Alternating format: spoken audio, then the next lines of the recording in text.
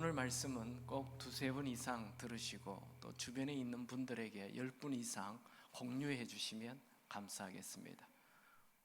교회 생활 오래 했는데 교회 생활이 어려운 분들에게 아마 큰 도움이 될 것 같습니다. 오늘 말씀의 제목은 오후 5시에 인생에 찾아온 은혜라는 제목으로 말씀 나눕니다. 예수님께서 말씀하신 그 은혜의 비유에 대한 아주 유명한 두 가지 비유가 나옵니다. 그것은 탕자의 비유가 하나이고, 두 번째는 오늘 나누게 되는 이 포도원 품꾼의 비유입니다. 같이 한번 보죠. 1절 2절을 같이 읽습니다. 천국은 마치 품꾼을 얻어 포도원에 들여보내려고 이른 아침에 나간 집주인과 같으니, 그가 하루 한 데나리온씩 품꾼들과 약속하여 포도원에 들여보내고. 천국의 주인이신 하나님은 포도원 주인으로 등장합니다. 포도 수확은 8월에서 9월에 하죠. 9월 말부터 시작되는 우기가 오기 전에 이스라엘에는 이 우기가 9월부터 시작됩니다. 그래서 서둘러 포도 수확을 해야 합니다. 주인은 포도원에서 일을 할 일꾼을 찾기 위해 이른 아침에 나갔습니다. 탈무드에 따르면 유대인들의 하루는 아침 6시에서 오후 6시까지가 하루입니다. 포도원 주인은 오늘날의 인력시장과 같은 곳에 가서 포도원에서 일할 건장한 일꾼들을 뽑아 하루 품삯으로 한 데나리온씩 주기로 약속을 하고 포도원으로 데려갔습니다. 그런데 웬일인지 모르지만 포도원 주인은 다시 인력시장에 왔습니다. 3절에서 5절 같이 읽죠. 또 제3시에 나가보니 장터에 놀고 서 있는 사람들이 또 있는지라 그들에게 이르되 너희도 포도원에 들어가라. 내가 너희에게 상당하게 주리라 하니 그들이 가고 제6시와 제9시에 또 나가 그와 같이 하고. 여기 3시, 6시, 9시가 나오는데 이것은 이스라엘의 시간입니다. 이것을 우리 시간으로 바꾸려면 플러스 6을 하면 됩니다. 그러니까 오전 9시, 오전 12시, 오후 3시가 됩니다. 포도원 주인은 오전 9시, 오전 12시, 오후 3시에 다시 인력시장에 나가서 일할 곳을 기다리는 자들을 불러 포도원으로 데려왔습니다. 아침 6시에 이미 일꾼을 다 데려갔어요. 또 와야 할 이유가 없습니다. 이들에게는 아침 6시에 데려간 사람들처럼 일을 하면 한 데나리온 주겠다 약속은 안 합니다. 그냥 데려가요. 그 사람들은 이렇게 일터로 데려가는 그 자체로만으로도 감사하며 따라갔습니다. 오늘 우리가 주목해야 할 사람은 오후 5시에 부름을 받은 사람입니다. 6절을 보지요. 제11시에도 나가보니 서 있는 사람들이 또 있는지라 이르되 너희는 어찌하여 종일토록 놀고 여기 서 있느냐. 여기 11시도 우리 시간으로 바꾸면 오후 5시가 됩니다. 오후 6시가 되면 하루 일이 끝나죠. 이 사람은 일을 해봤자 1시간밖에 하지 못합니다. 그런데 포도원 주인은 이 사람을 밭으로 데려갔습니다. 여기 놀고라고 되어 있는 말은 언어에는 일이 없는 이런 뜻을 갖고 있습니다. 이 사람은 오후 5시까지 인력시장에서 혹시 나를 데려갈 사람이 없을까 하며 애간장 태우며 초조하게 자신을 데려갈 사람을 기다리고 있었습니다. 오늘 일하지 아니하면 가족들이 먹을 것이 없죠. 그는 숱한 거절감을 맛보았습니다. 여러 고용인들이 와서 그냥 그를 보고 휙 지나가 버렸습니다. 그는 남들에게 내세울 만한 능력이 없는 사람이고 실력도 없는 사람이고 건강도 없이 초라하게 보이는 사람이었습니다. 포도원 주인이 그에게 와서 왜 아직도 여기 있느냐라고 물었을 때 그가 하는 말을 보면 그의 상태를 알 수 있습니다. 7절 읽죠. 이르되 우리를 품꾼으로 서는 이가 없나이다. 이르되 너희도 포도원에 들어가라 하니라. 그의 말에는 자신의 무능함과 거절감과 절망과 탄식이 배어 있습니다. 아무도 나를 데려가지 않습니다. 그는 오후 5시의 인생이었습니다. 오후 5시의 인생이 누굴까요? 오늘날로 표현한다면 사회적 약자입니다. 하루하루 버티기 힘든 자가 오후 5시 인생입니다. 숱한 사람들로부터 거절감을 맛본 자가 오후 5시 인생입니다. 처녀 총각들에게 비유를 한다면 연애를 하기만 하면 태자 맞는 사람입니다. 직장인으로 얘기한다면 입사시험, 진급시험 할 때마다 낙오자가 되는 자이지요. 주변 사람으로부터 아무도 관심을 받지 못하는 자가 오후 5시 인생입니다. 남들은 다 성공을 하고 잘 나가는 것 같은데 아직 시작도 못한 자가 오후 5시 인생입니다. 축구 선수로 얘기한다면 만년 2류 후보팀이 되어 벤치에 앉아만 있고 한 번도 그라운드에서 뛰어보지 못하는 사람이 오후 5시 인생입니다. 남들이 대수롭지 않게 매일 누리고 있는 것, 먹고 자고 사고 하는 것이 너무나 힘든 자가 오후 5시 인생입니다. 내일에 대한 아무런 희망이 없는 자가 오후 5시 인생입니다. 인생의 마지막 끝자락에 와 있는 자가 오후 5시 인생입니다. 내 힘으로 해결할 수 없는 너무나 큰 문제를 가지고 있는 사람이 오후 5시 인생입니다. 하나님의 특별한 은혜 없이는 하루도 한 시간도 살 수 없는 자가 오후 5시 인생입니다. 그 사람이 누굴까요? 바로 나입니다. 내가 바로 오후 5시 인생입니다. 여러분, 오후 5시 인생에 희망이 있을까요? 네, 그에게 마지막 남은 희망, 하나님의 은혜가 있습니다. 하나님의 은혜는 하나님의 은혜를 기다리는 장소에 언제나 있습니다. 하나님의 은혜는 하나님의 은혜를 기다리는 자에게는 누구에게나 나타납니다. 오후 5시 초조하게 고용주를 기다리는 그에게 갑자기 너희도 포도원으로 들어가라 라는 말이 들렸습니다. 이게 웬 축복인지요? 이게 웬 과분한 만남인지요? 이게 웬 기회인지요? 이게 웬 은혜인지요? 은혜는 받을 자격 없는 자에게 일방적으로 부어지는 선물을 말합니다. 포도원 주인이 이 사람을 데려가야 할 의무가 없습니다. 포도원 주인은 포도밭에 할 일이 너무 많아서 이 사람을 데려간 것이 아닙니다. 만약 일거리가 너무 많았다면 아침에 일찍 건강하고 일을 잘할 수 있는 사람을 많이 데려갔을 것입니다. 포도원 주인이 이제 일할 시간이 1시간밖에 남지 않았는데 인력시장에 와서 아직도 남아있는, 남들이 다 쳐다보지도 않았던 그 사람을 데려가는 것은 그 사람에게 주어지는 큰 은혜입니다. 진짜 더 큰 은혜는 이제 나타납니다. 20장 8절을 같이 읽죠. 저물매 포도원 주인이 청지기에게 이르되 품꾼들을 불러 나중 온 자로부터 시작하여 먼저 온 자까지 삭을 주라 하니, 날이 저물자 포도원 주인은 청지기에게 오늘 우리 집에 와서 일한 사람들에게 다 삭을 나눠주라 하면서 일부러 가장 늦게 온 사람부터 돈을 주라 이렇게 말했어요. 이것은 이 주인의 숨은 의도가 있는 것입니다. 9절 10절을 보겠습니다. 제 11시에 온 자들이 와서 한 데나리온씩을 받거늘 먼저 온 자들이 와서 더 받을 줄 알았더니 그들도 한 데나리온씩 받은지라.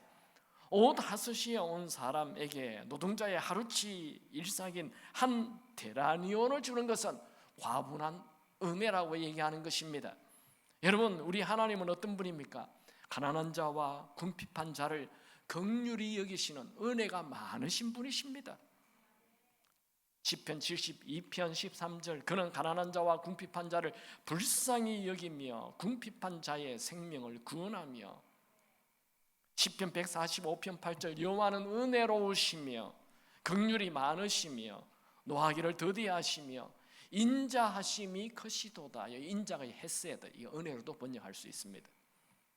여러분, 1시간 일한 사람에게 하루치 12시간 일한 사람의 값을 받게 된다면 그 마음이 어떨까요? 이게 웬 은혜입니까? 그는 과분한 대우를 받았습니다. 그는 생각지도 못한 큰 돈을 받는 순간 울컥하였습니다.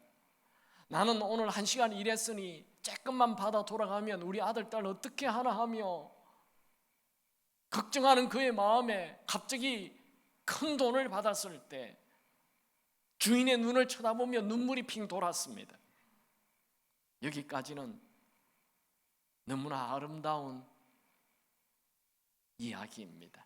그런데 문제는 아침 6시에 온 자, 오전 12시에 온 자, 오후 3시에 온 자도 똑같이 한 데나리온을 준 것입니다. 돈을 받아든 사람들은 다 기뻐하였는데 아침 6시에 온 자는 기뻐하지 않고 불평을 터뜨립니다. 11절 12절을 읽습니다. 받은 후 집 주인을 원망하여 이르되 나중 온 이 사람들은 1시간밖에 일하지 아니하였거늘 그들을 더위를 견딘 우리와 같게 하였나이다. 그가 불평을 터뜨리고 주인을 원망한 것은 임금을 나눠줄 때 공평하지 않다는 거예요. 상식적으로 생각해 보면 아침 6시에 온 자가 불평하는 거 지극히 당연한 일입니다. 어찌 1시간 일한 사람하고 12시간 일한 자를 똑같이 임금을 받습니까? 그런데 이 아침에 온 사람, 아침 6시에 온 사람의 문제가 뭡니까? 첫 번째로 그는 자기 자신이 가장 먼저 포도원 일터로 데리고 감을 당한 은혜 받은 자라는 것을 잊어버렸습니다. 그는 누가 보아도 건강했어요.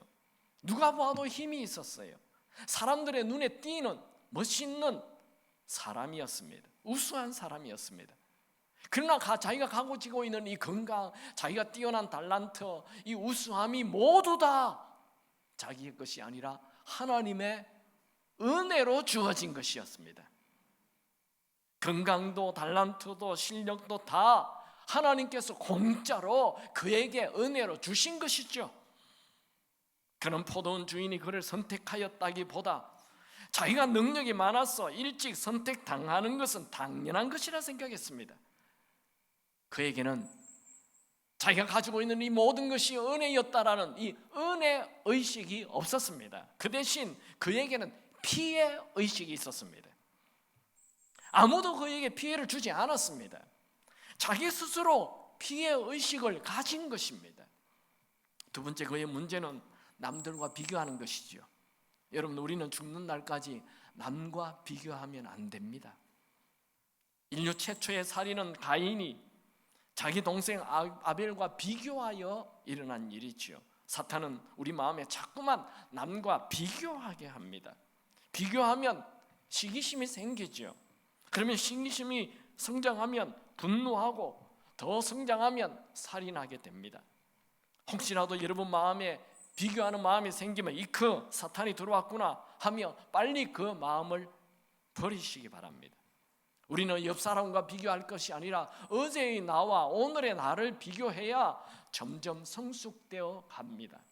세 번째, 이 사람의 문제는 그는 가족 의식이 없었습니다. 오후 5시에 온 자가 한 데나리온을 받을 때 그를 자기 친동생으로 여겼더라면 분노하기보다 오히려 주인에게 감사하였을 것입니다. 주인님, 이 오후 5시에 온 자에게도 한 데나리온을 주셔서 너무 감사합니다. 저 사람은 하루 종일 일감을 기다리며 초조하게 지냈습니다. 너무 감사합니다 하며 주인을 칭찬하고 그 사람의 손을 잡고 부둥켜 안고 기뻐했을 것입니다. 여기에 이 불평하는 사람 누구죠? 우리가 잘 아는 사람 있잖아요. 어디 본 것 같지 않아요? 이 불평하는 사람, 이 사람이 바로 탕자의 비유에 나오는 형입니다. 집탕입니다. 집안의 탕자. 집탕들은 불평을 많이 합니다. 내가 아버지와 더 가까이 있었던 것을 행복해해야 하는데 그는 불평. 동생이 돌아오면 동생을 얼싸안고 어서 와라, 아빠가 얼마나 내가 너를 얼마나 기다렸는지 모른다며 기뻐해야 하는데 그는 집안의 탕자가 되어서 아버지 마음을 하나도 모르는, 그러니까 가족의식이 없는 것이 문제였던 거죠. 포도원 주인은 이렇게 은혜의식이 없고 남과 비교하고 가족의식이 없는 이 아침 일찍 온 사람에게 이렇게 말합니다. 마태복음 20장 13절 14절 같이 읽습니다. 주인이 그 중에 한 사람에게 대답하여 이르되 친구여 내가 너에게 잘못한 것이 없노라. 네가 나와 한 데나리온의 약속을 하지 아니하였느냐. 너의 것이나 가지고 가라. 나중 온 이 사람에게 너와 같이 주는 것이 내 뜻이니라. 포도원 주인은 불평하는 자에게 친구여 하며 따뜻하게 타이릅니다. 내가 아침에 너를 포도원으로 데려올 때 한 데나리온 준다고 약속했지 않느냐. 내가 남들에게 잘해주는 것에 대하여 불평하지 말고 너에게 약속한 한 데나리온 받아 돌아가라. 포도원 주인이 일꾼들에게 품삯을 나눠줄 때 아침 일찍 온 자부터 돈을 주었더라면 이런 문제가 생기지 않습니다. 아침 일찍 온 사람에게 돈 주고 그 사람 집에 돌아가 버렸으면 아무도 불평할 것 없죠. 일부러 주인은 늦게 온 자부터 돈을 주어 이걸 문제로 만들었어요. 왜요? 은혜를 가르쳐 주기 위함이었습니다. 포도원 주인은 불평하는 사람에게 이런 말을 덧붙이죠. 마태복음 20장 15절 읽습니다. 내 것을 가지고 내 뜻대로 할 것이 아니냐. 내가 선함으로 내가 악하게 보느냐. 포도원 주인은 내 돈을 가지고 내 마음에 쓸 자유가 없느냐라고 반문을 하면서 너도 나처럼 베풀며 살라 말씀하신 것입니다. 이 포도원 비유를 말씀하신 분은 예수님이시죠. 저는 이 포도원 비유를 보면서 야, 예수님이 정말 하나님이시구나. 인간이 어떤 이런 말을, 이런 스토리를 만들어낼 수 있겠느냐. 이 포도원 비유의 결론을 이제 예수님 말씀하십니다. 같이 읽죠. 20장 16절. 이와 같이 나중된 자로서 먼저 되고 먼저 된 자로서 나중 되리라. 이 굉장히 좀 무섭습니다. 저는 오늘 이 비유를 통해서 두 가지 메시지를 전하기 원합니다. 첫 번째, 은혜를 기다리며 사십시오. 포도원 비유에 나온 사람은 5명이 나옵니다. 5부류. 이른 아침에 오전 9시, 오전 12시, 오후 3시, 오후 5시. 여러분, 이들 중에 제일 큰 은혜 받은 자가 누굴까요? 우리는 다 제일 마지막 5시에 온 사람이 큰 은혜 받은 자로 알고 있어요. 아니요. 제일 먼저 온 사람이 가장 큰 은혜 받은 자죠. 누가 봐도 건강한 사람, 누가 봐도 달란트가 있고, 누가 봐도 매력이 있는 사람이, 그 사람이 제일 은혜 받은 자죠. 오랫동안 그는 은혜 받은 자로 살았어요. 그런데 그 사람의 문제는 은혜 받은 걸 모른다는 거예요. 제일 은혜 받지 못한 사람이 누굽니까? 제일 마지막 5시에 온 사람. 그 사람은 가장 은혜 받지 못했어요. 인생에. 다른 사람 다 잘 될 때 자기는 잘 되지 않았어요. 이제 기껏 일해봐야 1시간밖에 일하지 못해요. 그런데 가장 큰 은혜 의식을 가지고 산 사람은 마지막 사람이었어요. 제일 은혜 받지 못했는데 그는 가장 큰 은혜 받은 자로 살았어요. 그는 무능한 자이고 현실을 살아갈 힘이 없는 자이고 사람들에게 아무런 관심도 받지 못하는 자입니다. 그런데 주인이 그를 지명하여 불렀습니다. 오후 5시에 온 자는 해가 진 후에 나는 더 남아서 일을 하겠습니다 말한 것도 아니었습니다. 그런데 품삯을 보니 파격적인 대우를 받았습니다. 오후 5시에 온 자는 그 돈을 받고 주인이 베푼 은혜에 감격했습니다. 가장 큰 은혜 받았던 첫 번째 아침 일찍 온 사람, 건강한 사람은 감격하지 않고 따졌죠. 여러분, 은혜는 공평이 아닙니다. 은혜는 산수가 아닙니다. 은혜는 하나님이 일방적으로 부어주는 것이죠. 내 노력이나 내 공로로 받는 것이 아닙니다. 여러분, 우리가 천국 가게 된 거, 예수 믿고 천국 가게 된 거, 내 능력, 내 노력, 내 공로 아닙니다. 하나님의 전적인 은혜로 우리는 천국 가는 것입니다. 에베소서 2장 8절 너희는 그 은혜로 인하여 믿음으로 말미암아 구원 천국 가게 되었으니 이것이 너희에게서 난 것이 아니요 하나님이 공짜로 주는 선물이라. 우리가 천국 가게 된 것은 하나님의 은혜이죠. 공짜로 주신 선물이죠. 에베소서 1장 4절에서 6절 곧 창세전에 그리스도 안에서 우리를 택하사 우리를 사랑 안에서 그 앞에 거룩하고 흠이 없게 하시려고 그 기쁘신 뜻대로 우리를 예정하사 하나님 예수 그리스도로 말미암아 자기의 아들들이 되게 하셨으니 이는 그가 사랑하시는 자 안에서 우리에게 거저 주시는 바 그의 은혜의 영광을 찬송하게 하려는 것이라. 우리가 천국 가게 된 것 거저 주신, 공짜로 주신 하나님의 은혜입니다.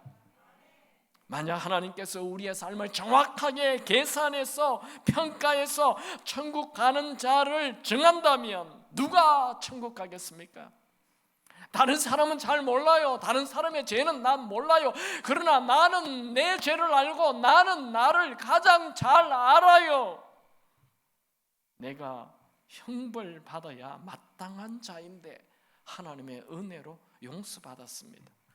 내가 지옥 가야 할 마땅한 자인데 하나님의 은혜로 천국 가게 되었습니다. 내가 본질상 진노의 자식인데 하나님의 은혜로 하나님의 자녀가 되었습니다. 내가 하나님께 버림받아야 마땅한 자인데 하나님의 은혜로 부르심을 받았습니다. 여러분, 하나님은 계산을 잘 못하시는 분인가요? 어찌 아침 6시 온 자와 오후 5시 온 자를 계산을 똑같이 합니까? 하나님은 분명히 말씀하십니다. 마태복음 20장 15절에 내 것을 가지고 내 뜻대로 할 것이 아니냐. 여러분, 하나님은 집 나간 자식을 돌아오게 할 수만 있다면 하나님은 합리적인 계산을 무시할 수 있습니다. 부모는 자식을 대할 때 합리적인 계산을 하지 않습니다. 은혜는 세상 사람들과 다른 계산을 하는 게 은혜죠. 은혜는 자식을 위해 평생 부모가 모은 재산을 아들에게 다 주면서 그것도 부족하다고 말하는 이 엉터리 계산이 은혜입니다. 여러분, 호세아서 잘 아시죠? 호세아서에 보면 이 상식과 다른 엉터리 계산하는 게 나옵니다. 호세아는 어느 날 하나님께서 장녀인 고멜과 결혼을 하라였습니다. 호세아는 그 당시 존경받는 선지자로서 이 말도 안 되는 명령이지만 받아들이고 순종하여 장녀 고멜과 결혼했습니다. 그런데 고멜은 세 자녀를 낳은 뒤 가정을 부리고 또다시 다른 남자에 가버렸습니다. 하나님은 호세아에게 또다시 그녀를 찾아 데려오라 말하였죠. 호세아는 이미 미모도 다 사라지고 병들고 약해진 고멜을 찾아가서 집으로 데려옵니다. 이 호세아서의 결론을 하나님은 이렇게 말합니다. 호세아서 11장 6절에서 9절 에브라임이여, 에브라임은 이스라엘을 좀 크게 얘기할 때입니다. 내가 어찌 너를 놓겠느냐. 이스라엘이여, 내가 어찌 너를 버리겠느냐. 내 마음이 내 속에서 돌이키어 나의 긍휼이 온전히 불붙듯 하도다. 이는 내가 하나님이요 사람이 아님이라. 왜 이렇게 하나님은 엉터리의 계산으로 사랑할 수 없는 여자를 끝까지 사랑하라 합니까? 그 사랑의 대상이 바로 이스라엘이라는 거예요. 내가 이스라엘을 향한 사랑이 지금 불붙듯 하여 엉터리 계산으로 너희들을 사랑한다 말씀하고 있습니다. 하나님이 우리를 대할 때 공평으로 계산하지 않고 자식을 향한 무조건 사랑으로 은혜로 대하십니다. 하나님은 오후 5시 인생을 사는 자, 세상 사람들이 다 무시하는 자, 그 사람이 하나님의 자녀이라면 무조건 엉터리 계산으로 사랑을, 은혜를 베푸십니다. 하나님은 지금도 아무런 희망이 없는 자에게 은혜 베푸시기를 원하시는 분이십니다. 하나님은 모두가 끝장이라고 이제 더 이상 희망이 없다고 생각하는 그 자에게 찾아오셔서 은혜 베푸시길 원하는 분이십니다. 많은 분들이 교회를 다녀도 하나님은 정말 나 같은 사람을 사랑하실까? 나에게도 은혜를 베푸실까? 그런 생각을 가지고 의문을 갖습니다. 성경을 보십시오. 성경을 보면 하나님이 어떤 사랑을 하는지 잘 기록하고 있습니다. 야곱, 하나님은 아버지를 속이고 형님을 속이고 장자의 축복을 가로챈 이 야곱을 사랑하시고 그를 이스라엘의 시조로 삼아 주셨습니다. 모세, 하나님은 감정 조절을 못하고 욱하는 성질의 사람을 죽이고 광야로 도망가서 40년 동안 숨어 산 모세를 사랑하시고 그를 이스라엘 백성들을 출애굽시키는 지도자로 삼아 주었습니다. 다윗, 하나님은 미모의 여인 바세바를 간음하고 바세바의 남편을 죽인 살인자 다윗을 사랑하시고 하나님 마음에 합한 자로 세워주셨습니다. 사울, 그는 하나님은 예수를 믿는 자를 체포하고 심지어 돌로 쳐 죽이는 주동자가 된 이 사울을 사랑하셔서 사도 바울로 바꾸시고 위대한 선교사가 되게 하셨습니다. 하나님께서 이런 자들을 사랑하실 수 있다면 정말 어쩌면 나 같은 자도 사랑하실 수 있지 않겠습니까? 아니요! 어쩌면이 아니라 확실히 하나님은 나 같은 자를 사랑하십니다. 하나님은 은혜 베푸시는 것을 기뻐하십니다.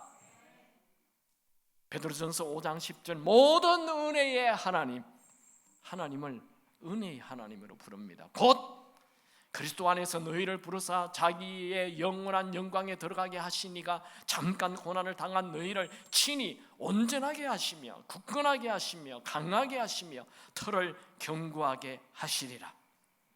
여러분, 우리는 부족합니다. 우리는 연약합니다. 그러나 부족하고 연약한 우리를 하나님의 은혜로 우리를 부르시고 온전하게 하시고 굳건하게 하시고 강하게 하시고 견고하게 하실 것입니다. 여러분, 1월 첫 주부터 지금까지 계속 은혜 시리즈를 하고 있습니다. 은혜 시리즈에 언제나 등장하는 똑같은 한 메시지, 하나님의 은혜가 있다는 거예요. 하나님의 은혜를 기다리는 자에게는 은혜가 부어진다는 거예요. 여러분, 은혜를 기다리는 자에게는 하나님의 은혜가 부어진다는 것 잊지 않기 바랍니다. 영화 신데렐라 맨, 혹시 영화를 보고 싶은 분은 한번 보시기 바랍니다. 이거는 실화로 만들어졌습니다. 라이트 헤비급 유망주였던 제임스 브래독은 오른손이 부러지면서 치명적인 부상으로 잘 나가던 권투 선수의 삶을 접고 바닷가의 부두 하역장에서 잡부로 살아갔습니다. 그때가 1930년대 미국에 대공황이 옵니다. 그래서 잡부로 일할 수 있는 일감마저 사라져버렸습니다. 겨울인데 집에 난방을 할 수가 없어요. 돈이 없으니 아이들은 감기와 폐렴으로 시달리고 급기야 국가에서 주는 구제 기금으로 겨우 하루하루를 살아갑니다. 그는 정말 오후 5시 같은 인생이 되었습니다. 누구 하나 그에게 관심을 가져주는 사람이요, 모든 사람이 그를 버렸습니다. 그에게 우연한 기회가 나타납니다. 권투 경기에 한 선수가 다쳐서 땜빵으로 경기에 나가기만 하면 돈을 준다는 거예요. 그래서 브래독은 권투 선수로서는 할아버지 나이에 링 위에 올라갔습니다.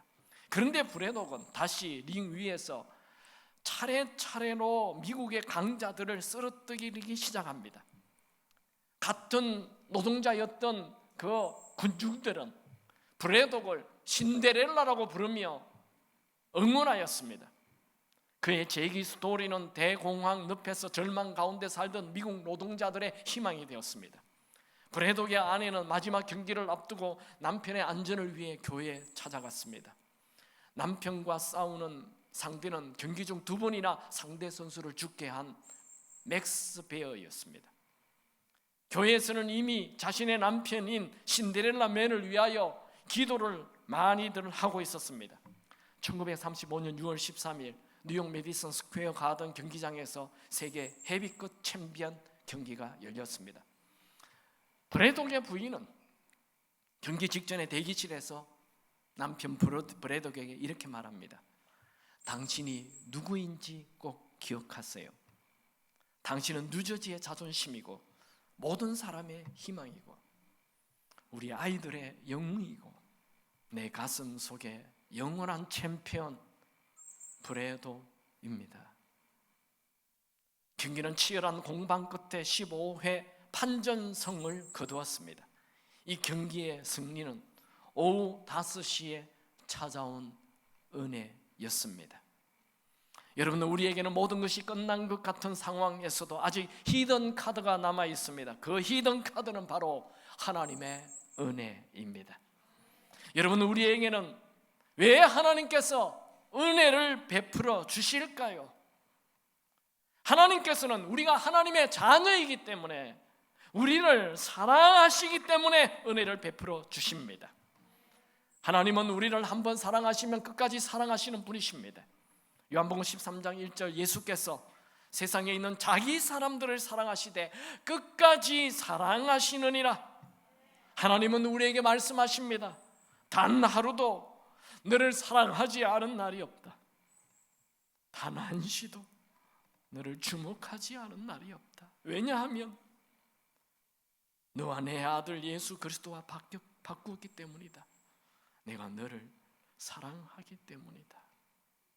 여러분, 하나님이 우리를 사랑하시는 한 우리는 절대로 망하지 않습니다. 하나님은 우리를 사랑하심으로 우리에게 끝없는 은혜를 계속 부어주시길 원하십니다. 여러분, 아무리 오후 5시 같은 상황이 되어도 포기하지 마십시오. 여러분 인생에 내 힘으로 도무지 해결할 수 없는 문제가 눈앞에 있어도 포기하지 마십시오. 오후 5시 인생에 부어지는 은혜가 있습니다. 두 번째로, 은혜를 베푸는 자로 사십시오. 하나님은 아침 일찍 포도원에서 일품꾼으로 들어온 자가 불평을 하자 내가 오후 5시에 온 자에게 후하게 주는 것처럼 너도 주는 자로 살라 말씀하시고 나중된 자가 먼저 된다 하는 경고를 하셨습니다. 이 말씀 안에는 먼저 된 자가 은혜를 베푸지 않으면 천국에서 꼴찌가 된다는 무서운 메시지가 숨어 있습니다. 특별히 교회 오래 다닌 자들은 이 말씀을 꼭 기억하십시오. 내가 받은 은혜를 당연히 여긴다거나 내 작은 의를 드러낸다면 모든 은혜는 헛수고가 됩니다. 모든 은혜는 사라져버립니다. 예수 잘 믿는 자들 중에 딱딱한 분들 많습니다. 그 사람은 탕자의 비유에 나오는 커녕 집탕입니다. 집안의 탕자, 교회 안의 탕자입니다. 그 사람은 포도원 비유에 나오는 일찍 부름을 받은 일꾼입니다. 안 됩니다. 우린 큰 은혜를 받은 자이니 은혜에 감격하고 내 주변에 있는 사람들에게도 은혜를 베풀며 너그럽게 살아야 합니다. 빌립보서 4장 5절, 너희 관용을, 너그러움을 모든 사람에게 알게 하라. 주께서 가까우시니라. 이 주께서 가까우신다는 것은 재림이기도 하지만 너 오늘 죽을 수 있다, 이 말이기도 합니다. 여러분, 나 자신에게 너그럽지 말고 주변 사람에게 너그러우시기 바랍니다. 은혜를 말하면서 자신에게 너그러운 자 망합니다. 자기도 불행해지고 주변 사람들도 다 불행해집니다. 그것은 은혜에 대한 오해입니다. 은혜는 빈둥빈둥 놀면서 아무 일도 안 하고 어딘가 좋은 일이 나타나겠지, 은혜 부어지겠지, 이건 은혜에 대한 오해라고요. 오후 5시에 온 자는 1시간밖에 일을 하지 못하므로 남들보다 더 열심히 일했을 것입니다. 그는 남들처럼 주인의 눈치나 보며 시간을 때우거나 빈둥빈둥하지 않습니다. 그에게 주어진 이 1시간은 그는 최선을 다해, 나는 이 순간을, 이 시간을, 이 하루를, 이 1시간을 최선을 다해서 할 것이다. 왜? 은혜 받았으니.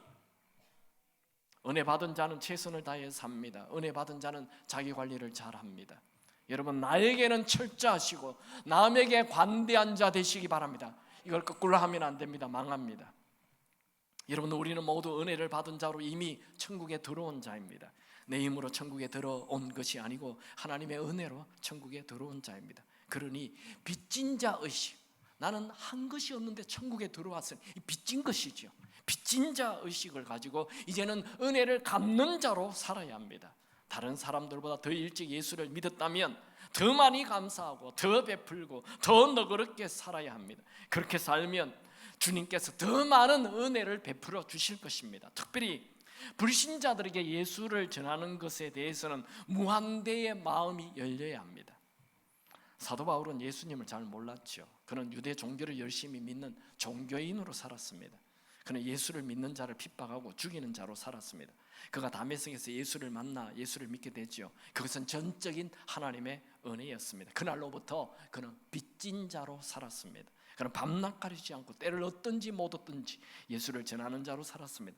그는 최초의 선교사로 수많은 교회를 세웠고 수많은 사람들에게 복음을 전했고, 성경학자들은 사도 바울이 복음을 전했던 1차, 2차, 3차를 이렇게 길이를 계산해 보면 약 좋기 2만 킬로가 넘는다고 말합니다. 그것도 대부분 걸어 다닌 거죠. 그는 복음을 전한다는 이유로 돌에 맞아 기절도 하고 수없이 감옥에도 잡혀 들어가고 핍박을 받았습니다. 그래도 단 한 번도 하나님을 원망하지 않았습니다. 오히려 감옥 안에서 찬송하였습니다. 그는 성경 13권이나 쓰는 위대한 사람이 되었죠. 그런데 단 한 번도 내가 성경을 썼다 자랑하지 않았습니다. 우쭐거리지 않았습니다. 그는 복음의 빚진 자라는 의식이 있었습니다. 그는 누구보다도 큰 은혜를 받았다라고 생각하였습니다. 그는 자신이 이렇게 복음을 전하며 사는 것은 오로지 하나님의 은혜라 말하였죠. 고린도전서 15장 10절, 그러나 내가 나 된 것은 하나님의 은혜로 된 것이니 내게 주신 그의 은혜가 헛되지 아니하여 내가 모든 사도보다 더 많이 수고하였으나 내가 한 것이 아니요 오직 나와 함께 하신 하나님의 은혜로다. 여러분, 하나님에게 받은 은혜를 생각하는 자는 자신의 수고나 공로를 절대로 내세우지 않습니다. 그 사람은, 자기의 수고나 공로를 내세우는 사람은 아직 은혜가 뭔지를 모르는 자입니다. 바울은 예수를 위해 죽는 것은 그것도 유익하다 말하였습니다. 여러분, 내가 예수를 믿고 천국에 들어가는 것, 놀라운 하나님의 은혜입니다. 오늘 내가 지금 호흡하고 오늘 내가 살아있는 것, 이건 하나님의 은혜입니다. 내가 삶의 이유와 목적을 알고 찬양과 감사로 인생을 살고 있는 것, 하나님의 은혜입니다. 여러분, 은혜를 많이 받았으면 더 많은 은혜를 나누는 자로 사시기 바랍니다. 말씀을 정리하죠. 첫 번째로, 은혜를 기다리며 사십시오. 하나님은 오후 5시가 되어도 부름받지 못한 채 초조하게 앉아있는 자에게도 은혜 베풀길 원하십니다. 하나님은 하나님의 은혜를 기다리는 자에게는 누구에게나 찾아오십니다. 하나님은 지금도 은혜 베푸시길 원합니다. 오후 5시에 주인에게 부름받은 자가 잘한 일이 하나 있어요. 그건 끝까지 그 자리에서 기다린 것입니다. 여러분, 하나님의 은혜를 기다리는 자에게는 반드시 은혜를 베푸신다는 것을 믿고 매일 은혜를 구하고 은혜를 기대하며 사시기 바랍니다. 두 번째로, 은혜 받은 자이면 이제 은혜를 나누는 자로 사십시오. 왜 나에게 더 많은 은혜 주지 않느냐 불평하지 말고 지금 받은 은혜로만으로도 감사하고 내가 받은 은혜를 주위에 나누는 자로 사시기 바랍니다. 주는 것은 하나님의 뜻입니다. 주는 자에게는 하나님께서 더 많은 것을 부어주십니다. 누가복음 6장 38절, 주라 그리하면 너에게 줄 것이니 곧 후히 되어 누르고 흔들어 넘치도록 하여 너희에게 안겨주리라. 여러분, 우리는 이미 예수를 믿는 순간 큰 은혜를 받은 자입니다. 내가 지금 이 정도로 사는 것, 하나님의 크신 은혜입니다. 그러므로 이젠 계산 앞세우지 마시고 까칠한 자로 살지 마시고 따지며 살지 마시고 너그럽게 나누고 베푸는 자로 사시길 축원합니다. 은혜로 사는 자는 모든 것이 은혜로 보입니다.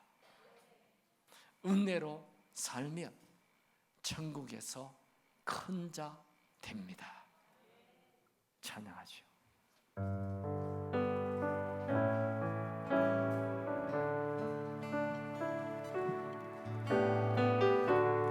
은혜 아니면 살아갈 수가 없네. 호흡마저도 다 주의 것이니 세상 별